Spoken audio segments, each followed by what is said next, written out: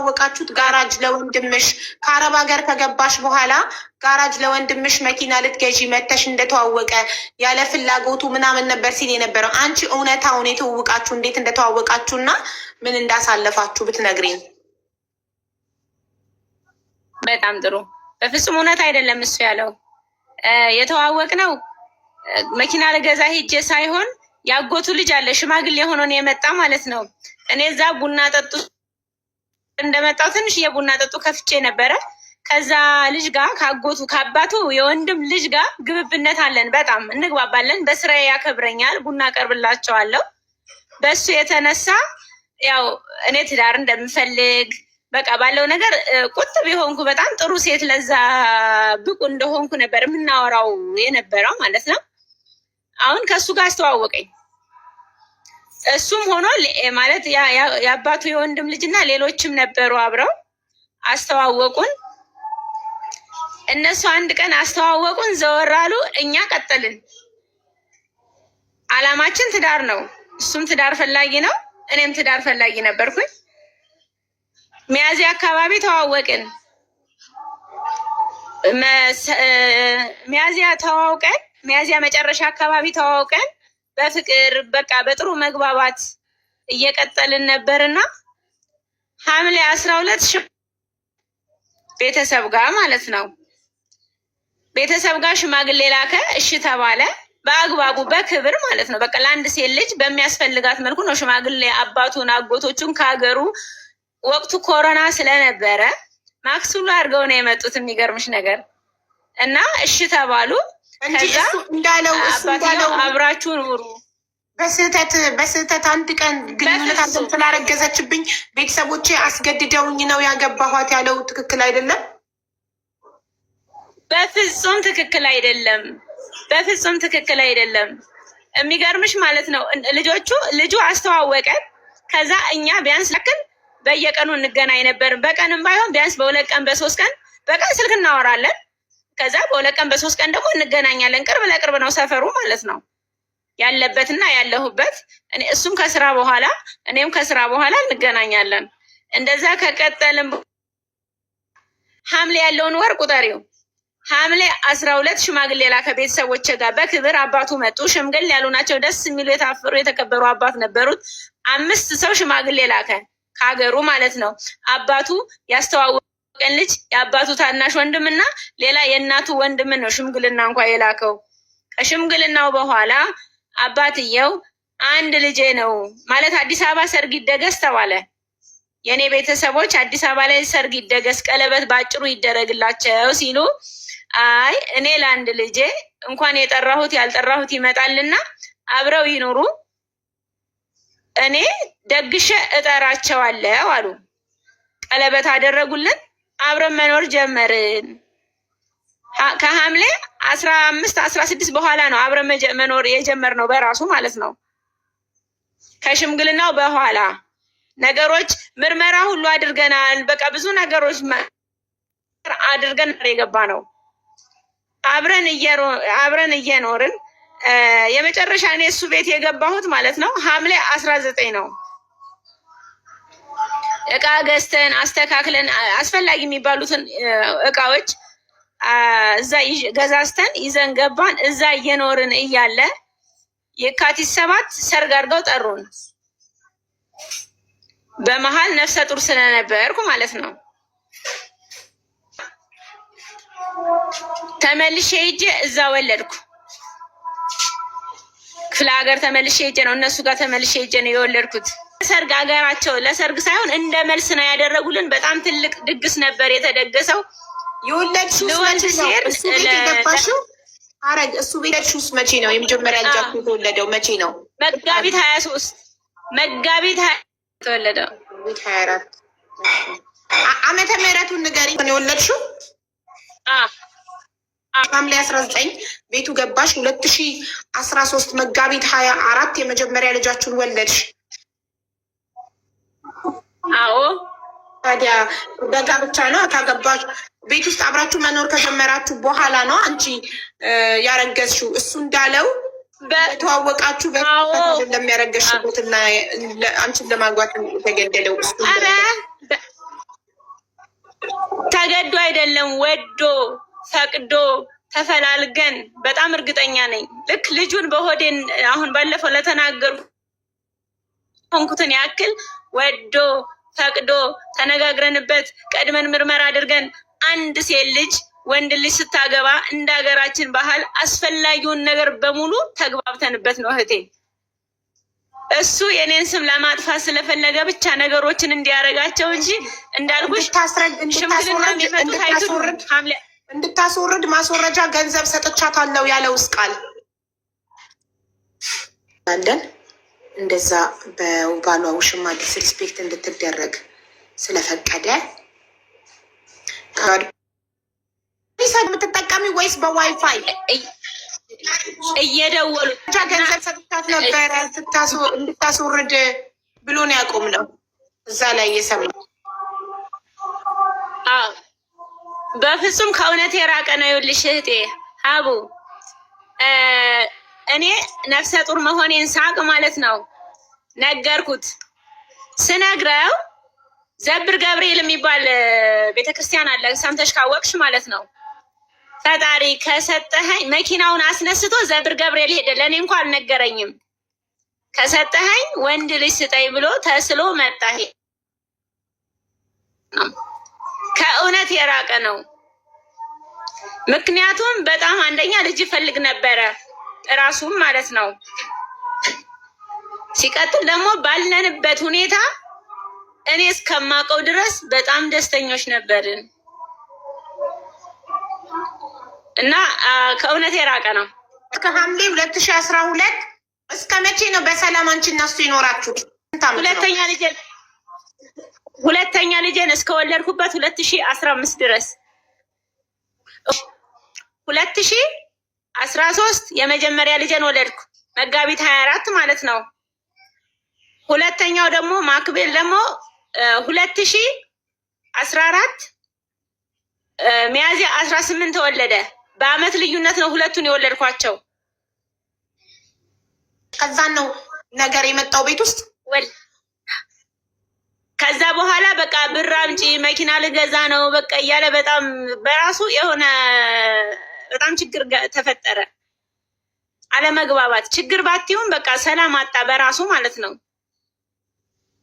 እንደዛ እያለ እኔ ይኸውልሽ እነ እንዳልክ ያስመለሱልኝ ቤት ነበረ እና ያ ቤት ውስጥ ነበር እንኖር የነበረው ማለት ነው። ቤቱ አጋጣሚ ካርታ በስሜ ከዞረ ሚዲያው ላይ ስሟ አልተጠቀሰም ነበር። ዘይነብ ነው ስሟ። አሁን ደግሞ ፎቶዋን ፈልገን እናወጣዋለን። እራሷ ውሽሚት ራሱ ሀረግን እንደዛ ሚዲያ ላይ ከፍ ዝቅ ስላረኩሽ ክብርሽን ስለነካው ይቅርታ እንድትላት እንፈልጋለን።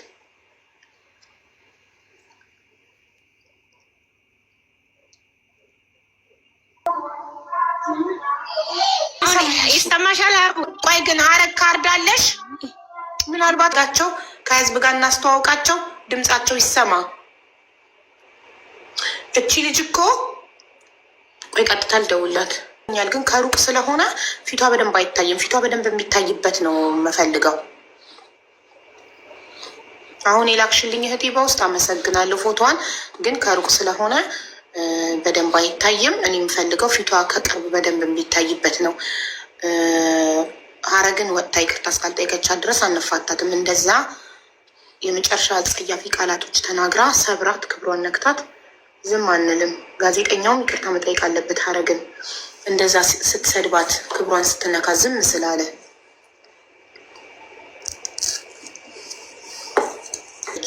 ማክሲመም ሊሚት የሚለው ሁለተኛ ልጃችሁ መቼ ነው? እኔ የጠየቅኩሽ ያው ትውውቃችሁን እሱ እንዳለው ሳይሆን እውነታውን አንቺ ነግረሽናል። ሽማግሌ ተልኮ በስነስርዓት በወግ ማዕረግ እንደተጋባችሁ እናም ሐምሌ 19 2012 አንድ ላይ መኖር ጀምራችሁ የመጀመሪያ ልጃችሁ መጋቢት 24 2013 ተወልዶ ከዛ እስከ ሚያዝያ 18 2014 ሁለተኛ ልጃችሁ እስኪወለድ ድረስ ትዳራችሁ በሰላም እየሄደ እንደነበረ እውነት? አዎ። ስለዚህ ከሚያዝያ 18 ሁለተኛ ልጃችሁ ከተወለደ በኋላ ምንድን ነው የተፈጠረው ከሱ ጋር? እውነት ነው፣ ትክክል ነው። ከሱ ጋር እኔ ልሽ ልወልድ ሁለተኛ ልጄን ማለት ነው ልወልድ ስል ትንሽ አቅሜ እየደከመ መጣ። የዓመት ለውጥ ማለት ነው እናት አባቱ ጋር ልጁን የመጀመሪያ ልጄን ማለት ነው ሚያዝያ 18 ወለድኩኝ ሁለተኛ ልጄን። እህቱ ቤት እሱ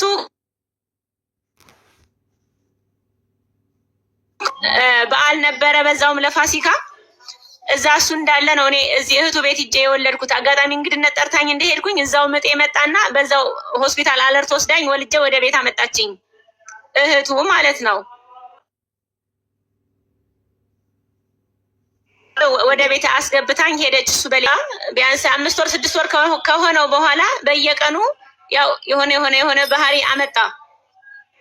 ማለትም መኪና ነበረው ስንጋባ አባባ መኪና ሰርቶ የሚያስተዳድርበት መኪና ሰተውን ነበረ እየሰራ ያው እንዲያስተዳድረን ማለት ነው። የመኪና ተሸጠ። ያ መኪና ሲሸጥ ብሩ በጣም በርካሽ ዋጋ ነው እና የተሸጠው ብሩ ሌላ መኪና ለመግዛት አይበቃም። አሮዬ መኪና ስለነበረ ይሰማሻል አይደል? አዎ በደንብ እየተሰማን ነው ሀረግ። እኔ በጭንቅላቴ እና እሱ ከተሸጠ ብር ስጭኝና ሌላ መኪና ገዛለው በሚል ነው ነገሩ የተነሳው። እንደዛም እያለኝ በቃ ያን ቤቱ ካርታው በስሜ መሬቱ በስሜ ስለነበረ ሽጩ አንዴ ተበደሪበት እንደዛ አይነት ውዝግብ ተፈጠረና ለመበደር ባንክ እንትን ወሰድኩ። ባንክ ያመለከቱኝ ሁለተኛ ልጄን ይዤ ማለት ነው። ክረምት አካባቢ ነው እና አዘገዩ። የሚወስዱ ቤት የለውም ጭቃ ቤት ነው። 1997 ዓመተ ምህረት የተሰራ ጭቃ ቤት ስለሆነ ባንኩ ዋጋ ሊሰጠኝ አልቻለም ለሱ። ያንን ሲያዘገዩብኝ ሄዶ ለቤተሰብ ምን እንዳላቸው አላቅም። ያው የሆነ ብር ሞሉለትና መኪና ገዛ።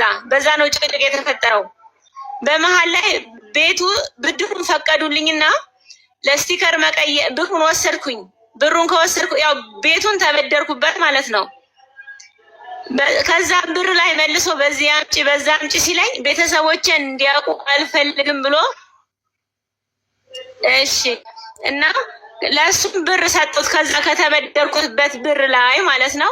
በዛው መኪናውን ይዞ እየሰራ ነበር። ቤተሰብ መኪናው የቤተሰብ ነው ተባለ። ቤተሰብም እስቲል ዛሬ ማውጣው ሚስጥር ነው፣ የሚያውቀው ነገር የለም ቤተሰብ እኔ ብር እንደጨመርኩና መኪናው እንደተገዛ ማለት ነው። ከዛም በኋላ ወደ ቤት በዛ መኪና እየሰራ ነበረ። እየሰራ እያለ ይመጣል ይሄዳል። ያው ፊልድ ነው የሚሄደው ስራው ከከተማ ውጭ ስለሆነ በጊዜ ወደ ቤት ለመግባት ወደ ምንኖርበት ለመግባት በጣም አስቸጋሪ ነው። ጠዋትም በሌሊት ወጥቶ ወደ ስራ ቦታ ለመሄድ ማታም ከመሸ ለመግባት አስቸጋሪ ስለሆነ ወደ ቀረብ ወዳለ ቦታ ላይ ቤት ተከራየ። ማለት አድሮ ወደ ስራ ለሚሄድበት ነው እንጂ ለሚኖርበት አይደለም። ያው ራሱን ከአደጋ ለመጠበቅ ማለት ነው። አምሽቶ የኛ ትንሽ ወጣ ይላል፣ ገጠራማ ነው ቦታው ማለት ነው የምንኖርበት የኔ ቤት። በዛ ምክንያት ስራ ሳይኖረው ቤት ነው ያለው። ስራ ሲኖረው ደግሞ ወይ ሌሊት 10 ሰዓት የሚወጣ ከሆነ እዛ ቤት እየሄደ ያድር ነበር። እዛ ቤት አብረውት የእህቱ ልጆች ያጎቱ ልጆች አብረውት ያድራሉ፣ እንደደባል ማለት ነው። አብረው ነው በቃ ለስራ ነው ያ ቦታ የተፈለገው። ስራ ቦታ ሲሄዱ ነው እዛ ቤት እየሄዱ ያድሩ የነበረው። በመሃል እያለ እኔ ስራ መሄዱን ነው የማውቀው። እሱ ደግሞ እንግዲህ ያው በመሃል ቅራኔው እንትን ይመጣል ይሄዳል። በጣም ሰላም ነበር። አሁን ሁለተኛ ልጄን ሶስተኛ ልጁን ከወለድኩኝ በኋላ ማለት በቃ ለመግባባቱ እንደዛ ይሰማሻል አይደለ? ኔትወርኩ ይንቀጠቀጣል መሰለኝ። ሀረግ በደንብ እየኖረ ከዛም ተመልሰን ደግሞ በቃ ተስማማን፣ ሰላም እየኖርን ነበር። ያም አለመግባባቱ ጠፍቶ ያው ለስራ ብሎ ሄዶ ቆይቶ ቢመጣም በቃ በሰላም እየኖርን ነበር። ልጁ ማደገ 2 ዓመት ሆነው በቃ ጥሩ እየሄድን ነበር። በመሃል ላይ ተመልሶ በቃ ይቆያል፣ ይሄዳል፣ ያመነጫጭቀኛል። በቃ አለ አይደለ? እኔ ደግሞ አቤት እሜት እሺ ብዬ ነው እንጂ የምኖረው ውጪ ይሄንን ያደርጋልም ወደ ውጪ ይሄዳልም ብዬም ስለማላስብ ምንም ትኩረት አድርጌ አላውቅም። ማለት አልከታተለውም። በአጠቃላይ የታመሸ የት ሄድክ የሚባለው ነገር የለም። ሲሄድ እሸኘዋለሁ መርቄ፣ ሲመጣ ደግሞ ደስ ብሎኝ ይቀበለዋለሁ። በዛ ሁኔታ እያለን ሶስተኛው ልጅ ተረገዘ። ኳትኝ እንደ እህት ነው እየመከርኳት።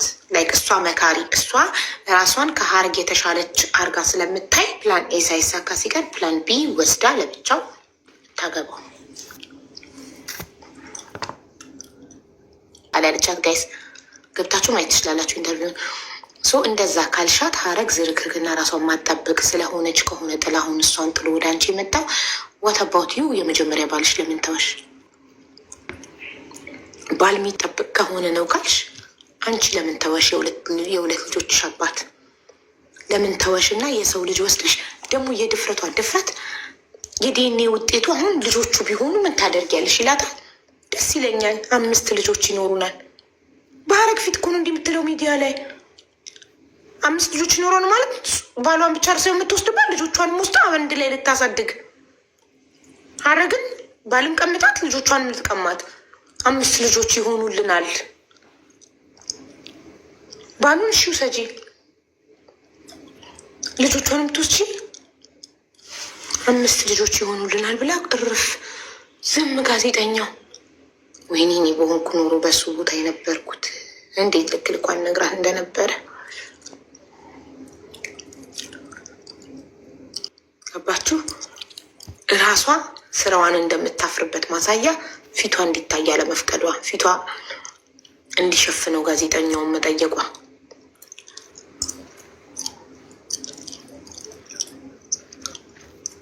ጋዜጠኛው በጣም አይታያበቃ ፊቷ ስለማልጥ ብያለሁ። ፊቷ ስለማይታይ ነው። ፊቱ የሚታይ ሰው ደፍሮ ሚዲያ ላይ ወጥቶ ሌላን ሴት እንደዚህ በጋዜጠኛው ፊት ዲስሪስፔክት። እሺ እሷ ፊቷ ስለማይታይ ደፍራ ነው። ጋዜጠኛው ምን ነክቶት ነው? ምን ነክቶት ነው ዝም ያላት? እንደዛ አጸያፊ ነገሮች ስትናገራት ለባልሽ ራስሽን በ1,000 ብር ሸጥሽለት፣ ለሴትነትሽ ክብር ይኑርሽ ምናምን። በጣም ነው እኔ ትናንትና ነርቨስ የሆንኩትኝ ስሰማት። ሀረግ ፊቷን የምትሸፈን ሰው አይደለሽም። ጀስት ፊቷን አንዳንድ ሰዎች ፊታቸው እንዳይታይ ሳይፈልጉ ሲቀሩ ምንድን ነው የሚደረገው? ብለሪ ነው ምናምን እንዳይታይ ብሽ እንደዛ ነው ያደረግላት ጋዜጠኛው። እንዳትታይ ይፈልጋል የነበረው። ትናንትና ኢንተርቪው ላይ እርቅማድ ላይ ጋዜጠኛ እንዳልክ ደውሎላት ለባለቤትሽ እህት መኪናው ሲገዛ አንቺ ከአረብ ሀገር ካመጣሹ ብር ላይ አምጪ ስትባይ እንዴ መኪናው ድንገት ተበላሹ ከአገልግሎት መስጫ ውጭ ቢሆን ማን ሊከፍለኝ ነው ብሬን እንዳልሽና በዛ እንዳዘኑብሽ ነበር የተናገረችው እህትየው። አንቺ መኪናው ሲገዛ ብር እንደሰጠሽ ቤተሰብ አያውቅም፣ ሚስጥር ነው። ለምን በሚስጥር አደረግሽው? ለምን ቤተሰቦች እንዲያውቁ አልፈልግም ሲልሽ ለምን እሺ ያልሽ? ለምን ነው ማወቅ አለባቸው እንደምሰጥክ ለምን አላልሽም? ቴንኪዩ ሂጂበት። አሁን ዘይነብ ነው ስሙ አልተጠቀሰም ነበር ሚዲያው ላይ። ፊቷ ተሸፍኖ ነበር። አሁን ፊቷን አግኝተናል፣ ግን ከሩቅ ስለሆነ ሌላ ከቅርብ እንፈልጋለን ፎቶዋን፣ ፊቷ በደንብ የሚታይበት። ውሽሚት መታ ሀረግን ይቅርታ መጠየቅ አለባት። ያ ሁሉ ክብሯን ሚዲያ ላይ ለነካችው ይቅርታ፣ ሚስጥርሽን ስላወጣው ክብርሽን ስለነካው ብላ ዘይነብ መታ ሀረግን ይቅርታ መጠየቅ አለባት። እስከምትጠይቅ እንፋታት። እንዲሁም ጋዜጠኛ እንዳልክ ቁጭ አድርገህ ሚዲያክ ላይ እንደዚህ ስላስረገጥካት ክብሯን ስላስነካሃት ይቅርታ ልትጠይቃት ይገባል። አሁን ይሰማል? ሀቡ ይሰማል? ቤተሰቦችን ሳያውቁ ብር ስጪ ነበረ። እኔ ደግሞ ብር ማለት ነው ከየትም አልነበረኝም። ያንን ቤት ወይ ሽጬ፣ ምክንያቱም 1 ብር 2 ብር 3 ብር አይደለም እሱ የሚፈልገው ሺዎችና መቶ ሺዎች ነው የሚፈልገው ለመኪናው መጨመሪያ ማለት ነው። ያ ብር ወይ ቤቱ ላይ ተበድሬበት ነው ወይ ሽጬው ነው የተቀመጥንበትን ነው። የልጅነት ቅርሴን ነው። የአረብ ሀገር ስንት የተንከራተትኩበትን እንዳልክ በእነሱ ትግል ነው ከሌላ ችግር ራሱ የወጣሁት። እና በቃ እኔ በጣም የማከብረውና የምወደው ታሪኩን ብዙ ያለፍኩበት ቤት ነበር ያ ቤት። ያም ሆኖ ግን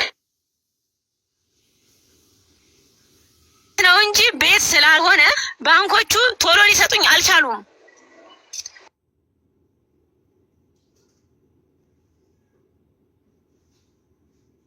ለኛል ስላት ቤተሰብ ሳያውቅ ማለት ነው። ምንም ይሁን ምንም ግን ቤተሰብ እንዲያውቅ አይፈልግም። አሁንም የማያውቁት መኪናው ላይ ብር ጨምሬያለሁ። ስንት ብር ነው የጨመረ? የጨመርሽው አንቺ መኪናው ላይ እንደተናደዱ ናቸው። ሀረግ ስንት ከዛ ግን ያለፈው ማለት ነው ወይ ስንት ብር ነው? የመጀመሪያው 20 ሺህ ብር ነው። እሺ መጀመሪያ ሴትዮዋ የላከችልኝን 20 ሺህ ብር ነው። እሺ የመጀመሪያ ለስቲከር ነው ምናምን መቀየሪያ ብሎ ማለት ነው። እሺ ከዛ በኋላ ደግሞ በእጁ 50 ሺህ ብር ሰጠሁት። እሺ 80 ሺህ ብር አለ ማለት ነው። 70 ሺህ ብር ቅርታ 20 በቃ እሱን ነው የጨመርኩት። ኦኬ ይሄ 70 ሺህ ብር ቤተሰቦች ያ ሲሆን ግን ይኸውልሽ መኪናው ተገዝቷል። ከላው ላይ ነው የጨመረው የወሰደው። ገባኝ። ያንቺ መኪናው ተገዝቶ ይሄ ማስጨረሻ የምትይው ነገር አለ አይደለ ለመኪናው? አዎ እኮ ያንቺ 70 ሺህ ብር መኪናው ላይ እንዳለ መኪናውን ሄዶ መጥቶ ነው መኪናውን የገዛው ማለት ነው። ቤተሰቦቹ ጋር ስለኔ ምን ብሏቸው ከቤት ውጣ ብላኛለች። እኔ ከቤት ውጣ የሚል ነገር ካፌ አልወጣም በጭራሽ። እና እኔ ከቤት ውጣ አላልኩም። እኔ የባልንም ሆነ የወንድን ክብር እማቅ ሴት ነኝ።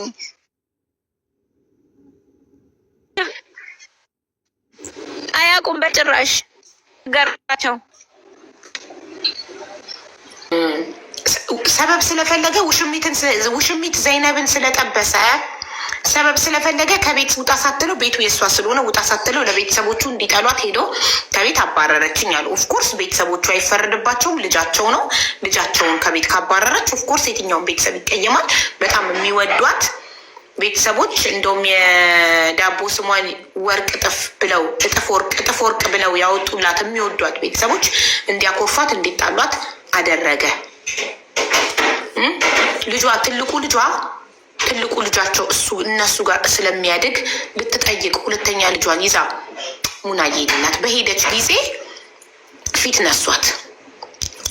እሷ ግን ፊት ሲነሷት ምን ሆነው ነው ብላ ነው ያሰበችው። አታውቅም። 70 ሺህ ብር ለመኪና አዋታለች። ይህን ለቤተሰቦቹ አልተናገረም። አልሰጥም ማለችኝ ነው ያለው መኪናው ሲገዛ። ከዛ ቤተሰቦቹ ሰጥተውት እንደገዙ ነው የሚያውቀው። እንደገና ይችኛዋን አዲሷን ሴት ዘይነብን ስለጠበሰ ከሚስቱ ጋር መለያየት ስለሆነ የሚፈልገው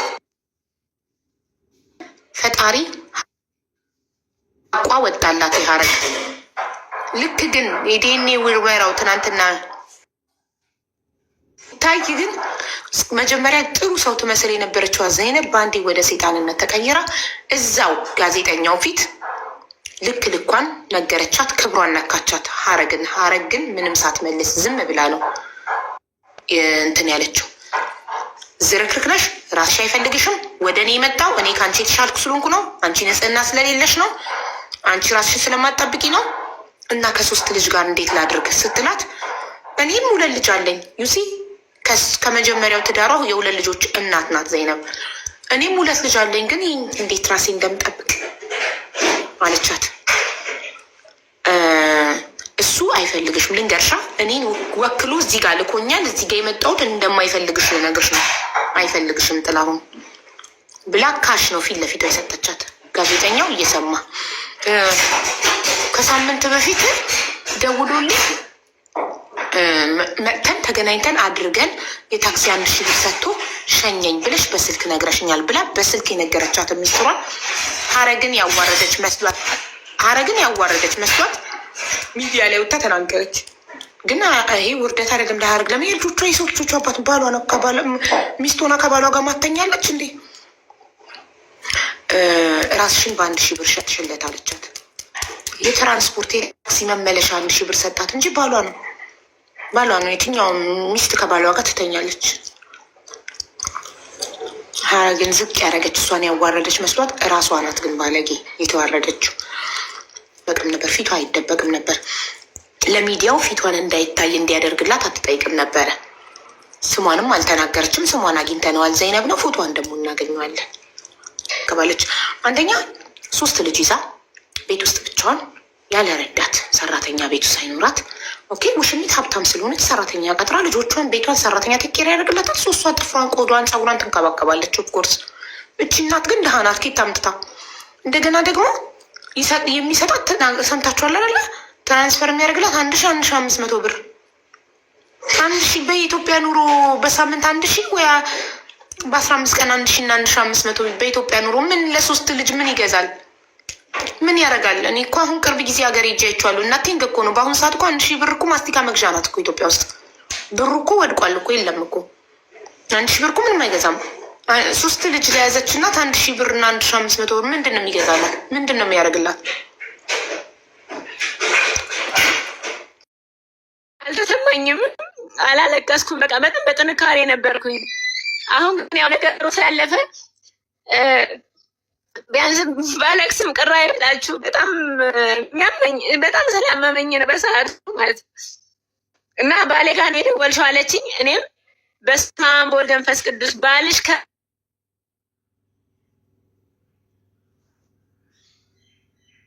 በዛው ስልኩን ዘጋችው።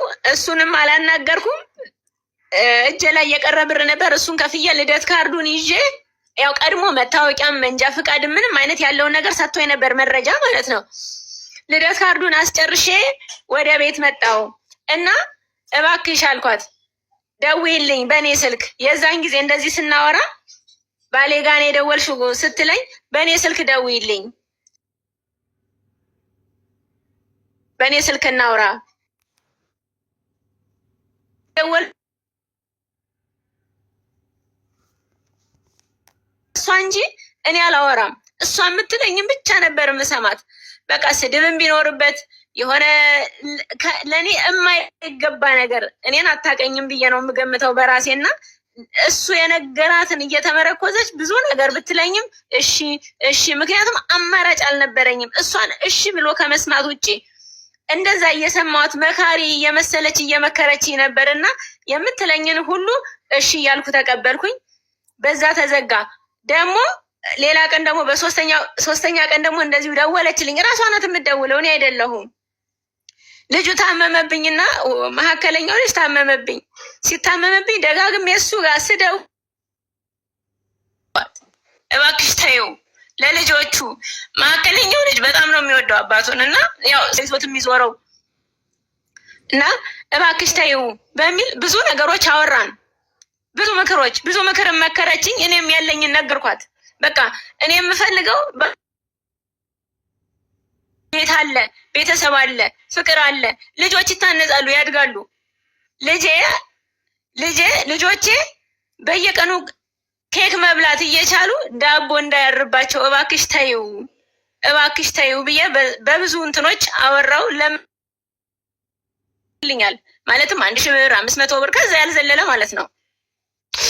እና ይሄ ከሆነ በኋላ ሁለቴ ተደዋውለን በዚህ መልኩ ከተነጋገርን በኋላ ክፍለ ሀገር ሄድኩኝ። የክፍለ ሀገር ያለውን ልጄን ለማየት ማለት ነው። እና እህቱ አለች የመጀመሪያ ልጄን የምታሳድገው በጣም የተባረከች ለልጄ እናት የሆነች በምንም መልኩ ስሟን ስጠራው የሚከብደኝ ባለዳ ስለሆንኩ ማለት ነው። እና የማን ልጅ ይዘሽ እንደመጣሽ አናውቅም አለች። ምክንያቱም እሱ አብረን እንደምንኖርና ልጁ የእሱ እንደሆነ አልነገራቸውም። ቤተሰቦቹ በጣም ነው የሚወዱኝ፣ በጣም ነው የሚያከብሩኝ። የዳቦ ስሜ እንኳን እጥፈ ወርቅ ነው። የሚገርምሽ እጥፈ ወርቅ ብለው ነው የዳቦ ስም ያወጡልኝ። ለምን እነሱ ጋር ሲሄድ እንደ ቤታቸው፣ እንደ ክፍለ ሀገሩ፣ እንደ ኑሯቸው ወልጄ እዛ ስተኛ እዛ የመጀመሪያ ልጅ እዛ እነሱ ጋር ነው የወለድኩት። በቃ እንደ ሀገሩ መስዬ ነው ታፍሬ ተከብሬ ስሜን አስጠርቼ የመጣሁት። ምንም አይነት ቅሬታ አላቸው። ምንም ክፉ ነገር ባይናገሩኝም በቃ ልጁ የሆነ ጥርጣሬ አላቸው። የማን እንደሆነ አናውቅም። እሱ ከተቀበለሽ እኛ ምን ጨነቀን? አረግ ወይ ይሰማል? አዎ የባል ውሽሚት እኮ ለማን ነው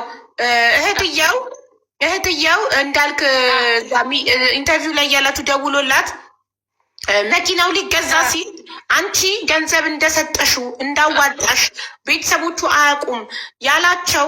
አንቺ ገንዘብ መኪናው ቢበላሽና መኪናው ከጥቅም ውጭ ቢሆን ብሬን ማን ይክሰኛል እንዳልሽ ነው የነገራቸው ለቤተሰቦቹ። እንደገና ደግሞ እሱ ከቤት ከወጣ እንደቆየና ያው ሁለተኛው አይደለም ሶስተኛው ልጅ ራሱን እንደሚጠራጠር ነው የተናገረው። ለዛ ይመስለኛል ቤተሰቦቹ ቅራኔ ላይ እንዴት አድርጋ እንዳልክ ኔትወርክ እንትን አለ ሀዊዬ እያወጣኝ እኮ አስቸግሮኝ ነው። ቤት ውስጥ ተንቀሳቀስኩ ነበር። ቤት ውስጥ ተንቀሳቀሽ። አንዷ ኮመንት ላይ ለማየት እንዳለች እንደዚህ አንዳንዴ ዝም ብሎ እንትን የሚላይ እሱ ራሱ ማወቅ ያለባቸው ታሪክ ስላም ይሰማል። ቀጢ ብለሽ ማለት ነው። ሺፕ ውስጥ የምትገባ ሴት ፍቅረኛሞች ይባላሉ አይደል? ከባለትዳር ሴት ጋር ከሆነ ከባለትዳር ወንድ ጋር ከሆነ አንዲት ሴት ግንኙነት እየመሰረተች ያለችው ዴት እያደረገች ያለችው ይቺ ሴት ፍቅረኛ ሳይሆን ውሽማ ተብላ ነው የምትጠራው። ቢኮዝ ሚስቱ ላይ የወሸማት እንጂ ፍቅረኛ ተብላ አትጠራም። የፍቅረኛ ክብር አይሰጣትም። ውሽማ ነው የምትባለው።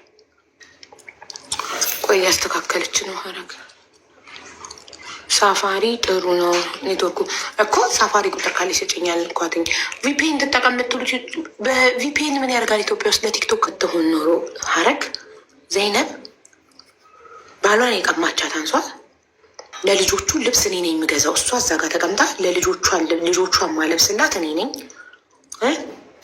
ባሏ ላይ ብዙ ኢንቨስት አድርጌበታለሁ ብዙ ነው ኢንቨስት ያደረኩበት ደግሞ ጋዜጠኛው እኮ ባሽሙር እየነካት ነው ቢገባት ኖሮ ዘይነብ ብዙ ኢንቨስት ያደረግሽበትን ሰው ስታስመስል ማለት ነው። እንዲህ ያለት ጋዜጠኛ ብዙ ኢንቨስት ያደረግሽበትን ሰው እንታረቅ ቢሉ አሁን ትፈቅጂላቸዋለሽ? ትሰጫታለሽ? አዎ ደስ ይለኛል።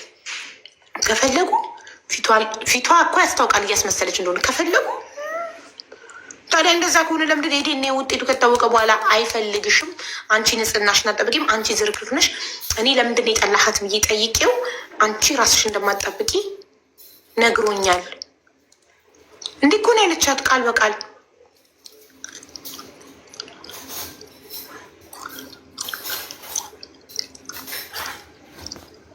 ጋዜጠኛውም ይቅርታ መጠየቅ አለበት ሀረግን ስለፈቀደ ዘይነብ ሀረግ የሚገርምሽ ማለት ነው።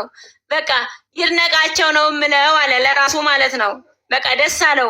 አንድ ነኝ 3 ወንድ ልጅ ሊሆኑልኝ ነው እያለ በጣም ተደሰተ። እርግዝና ቆይቼም ስላወቅኩኝ ያው ወዲያውኑ ነው ጾታም ያወቅኩት ማለት ነው። ወንድ ልጅ ተረግዞልሃል እንዴት ነው ስለው በጣም ደስ አለው። ከምንም በላይ ከኔ በላይ ነው እሱ እንደውም የተደሰተው።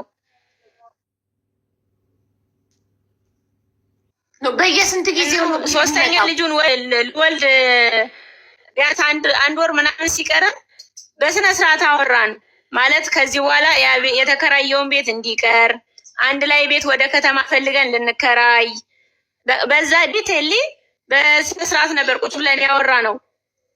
እና ቤት ኮንዶሚኒየም ፈልጉ ከዛ አሁን ካለንበት ወጣ ስለሚል እያመሸም መግባት ስለማይችል እየቆየን ስለሚመጣ በቃ በዛ ምክንያት ወደ ከተማ ግን ተከራይተን ከገባን ይሄኛውን አከራይተን ሁሉ ጊዜ ይኖራል። በዛ ተነጋገረንና እሺ ተባባልን። ሰውየው በዛው ጠፋ። በቃ ቤቱንም አልፈለገውም፣ ምንም አላለም፣ ወሬም ምንም አላለም። እሱ አለ ግን ስለ ቤቱ አያወራም በጭራሽ። እኔ ደግሞ ቤቱን ይፈልጋል ብዬ በቃ ተነሳስቻለሁ። እዛ በስነ ስርዓት አብረን እንድንኖር ከዚህ በኋላ ከኛ እንዳይለይ ማለት ነው፣ ወደ ክፍለ ሀገርም እንዳይሄድ እንደዛ እያለ ሚያዝያ ግንቦት 30 የመጨረሻ ቀን እቤት መጣ ማለት አድሮ ነው የሄደው። ከዛ በኋላ ነው ወደ ቤት ያልመጣውና ስጋ ምቶልን ጾማ ሲዞን ምናምን በቃ በጣም ጥሩ እና ደስተኞች ነበርን። ከዛ በኋላ ስራ ሄደ።